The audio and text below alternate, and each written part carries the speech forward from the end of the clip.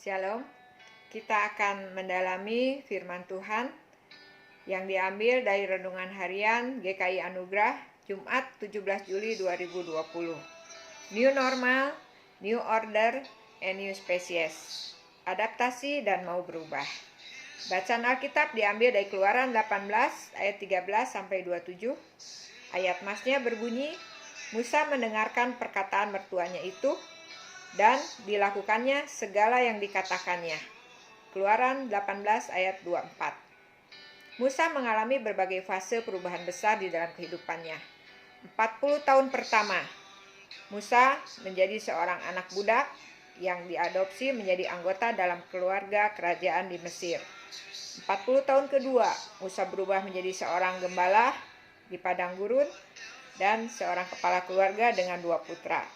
Dan 40 tahun terakhir dalam hidupnya, Musa menjadi utusan Tuhan untuk memimpin umat Allah keluar dari perbudakan di Mesir yang sudah berlangsung 400 tahun dan menjadikan bangsa itu harus berubah dan beradaptasi dengan New World, New Order, dan New People.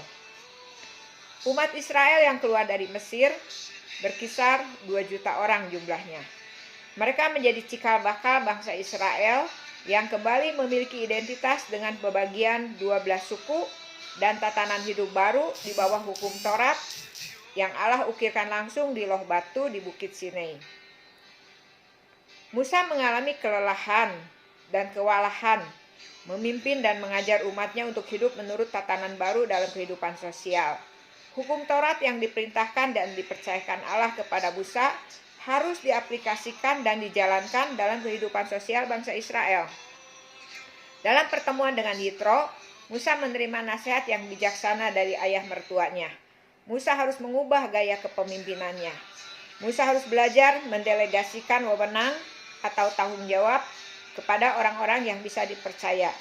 Musa harus mengubah gaya kepemimpinannya yang semuanya berpusat pada dirinya, menjadi gaya kepemimpinan teamwork.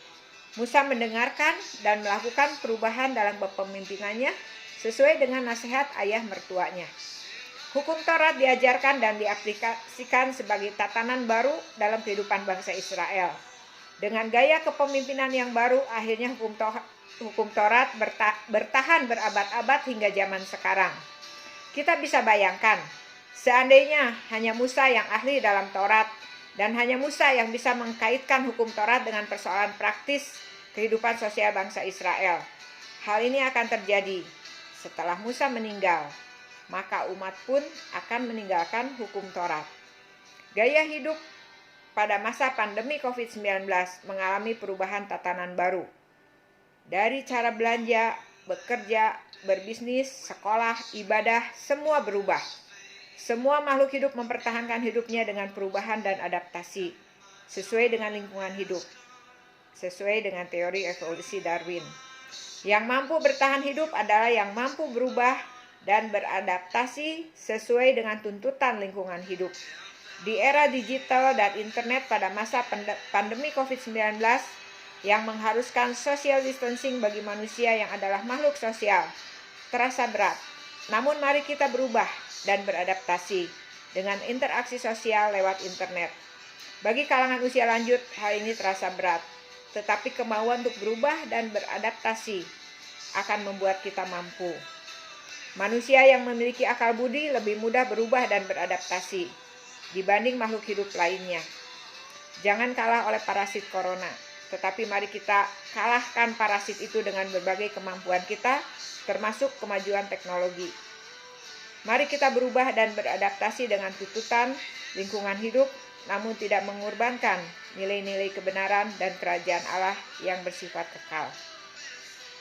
Mari kita renungkan, selama masa pandemi COVID-19, bagaimana Anda tetap mendapat makanan rohani dan tetap menjalin persekutuan dengan saudara seiman dan interaksi sosial dengan teman atau kerabat.